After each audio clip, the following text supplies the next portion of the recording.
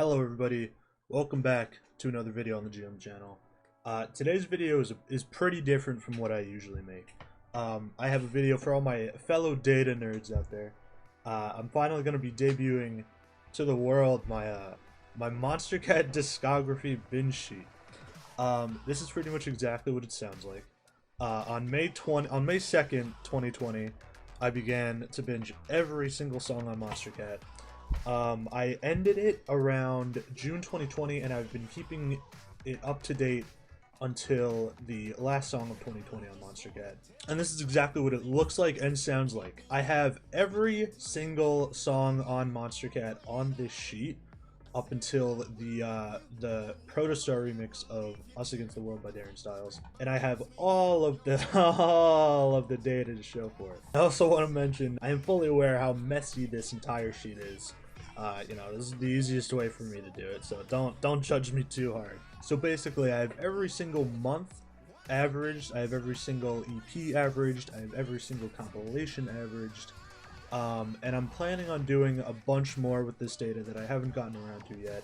I want to work out some artist averages, genre averages, and stuff like that. And I'm also going to be leaving this whole sheet in the description for any of my fellow data nerds to check out, because this is probably my most ambitious binge project yet, whatever you want to call it. It was really, really difficult, but it was... I think I got out of it what I wanted to get out of it. I don't recommend this to anybody because it's literally... I feel like I went pretty quick, and it still took me around a month and a half to completely finish and get up to date with. And a month and a half of purely electronic music does some damages to the brain. I was very ear fatigued for a long, like a couple weeks there. So basically the point of this video is to run down all these graphs. And if you want to view anything else on the sheet, go into detail by yourself. I'll leave the sheet in the description. So basically, the first graph we'll get to is the line graph of every single song on the label. I usually don't have this on the sheet, but I'll keep it on the sheet when I make it public. Just because it lags a lot. Just because, and also there's well over 2,200 songs on Monstercat. I think there's about 2,260 at the time of the last song of 2020. So yeah, and also I don't know if this shows too much. You can see some little things like, you know, the beginning of Monstercat was pretty rough. You know, there's nothing above like a 7 here. And then you can also see where I thought was the golden age from like 019 to 024 or so, 026. And that's pretty prevalent. Like the lowest ratings are like there's a couple 3s, there's a couple 4s, but nothing going to a 1 or a half a point or whatever. If you're wondering my rating scale, basically I don't think I gave anything a 0 or a 0.5. I think 1 was the absolute lowest. I think I had a couple 10s, not too many 10s. I was very objective with my ratings. Okay, so the next graph I want to get to is a similar one, but a bit easier to look at. These are how many songs I had in each, you know, rating point. I had 43 songs at a 1. I had 4 songs at a 1.5. I had 62 songs at a 2. I had 132 songs at a 3. I believe I had 1 song at a 2.5. I had 1 song at a 3.5. I had 110 songs at a 4. I had 348 songs at a 5. I had 4 songs at a 5.5. I had 329 songs at a 6. 26 songs at a 6.5. 521 songs at a 7.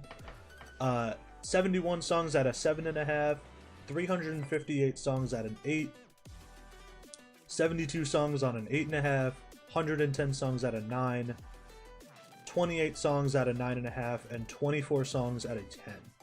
So, as you can see here, I didn't give a lot of half points, just because I think rounding it at a whole number made the graphs look a little nicer. Next graph I want to get to is all of the months. So, as you can see here, I basically have this off to the side. I took all of the month ratings, put them together, and I put them all into another bar graph here. or line graphing. So it basically paints the same picture as the song graph up here.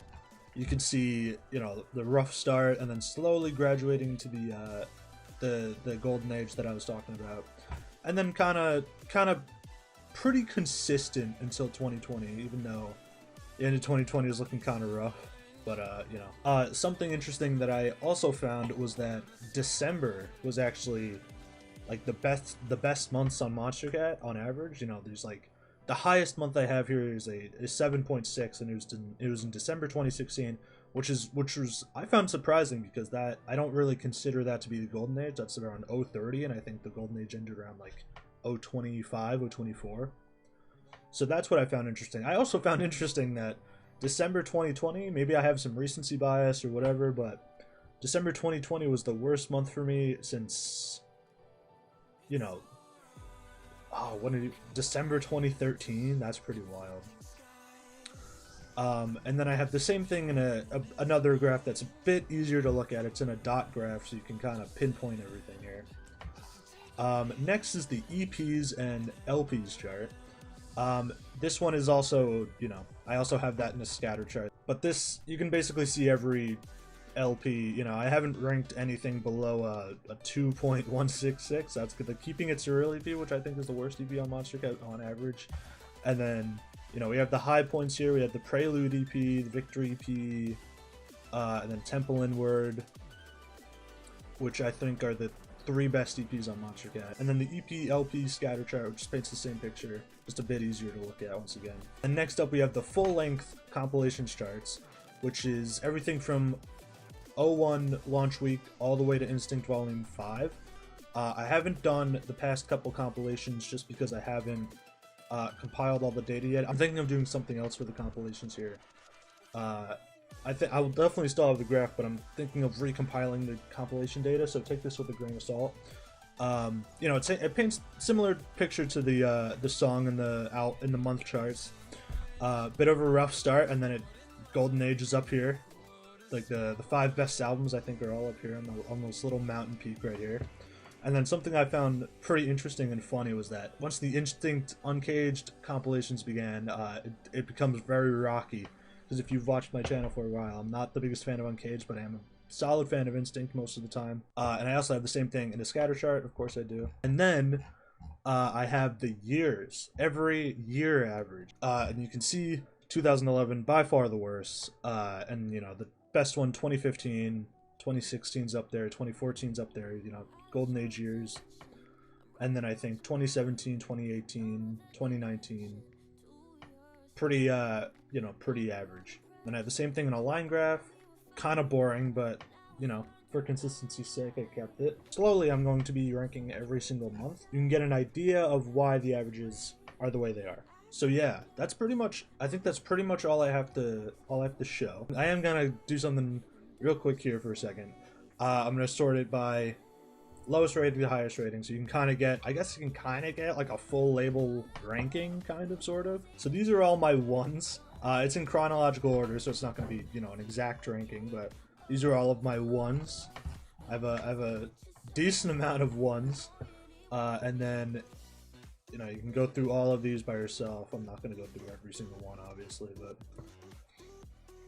and then my 10s, my 24 10s, I believe I got 24 10s. Yeah, something else I did was that I usually, most of the time, I rated I rated the intros, like the piano intros, like Recovery by Resonate.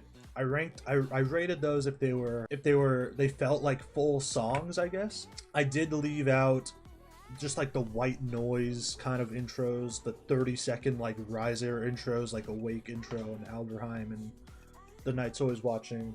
You know, because I wouldn't be able to have given those any sort of like substantiated rankings. I would have just rated it a 5, and it probably would have unfairly brought down the EP average. So I left those at a dash, so they didn't get, you know, put onto the actual average. But here you can see all my 10s. It's not really surprising if you see my full label ranking video, or not my full label ranking videos, but my top 100s. But I think that's all I have to show, pretty much. Yeah, I was pretty proud of this project. I'm a big data nerd, and I feel like I got everything out of this that I wanted to get out of this. There's a couple updates I need to make to it. I need to update some of the 2020 stuff.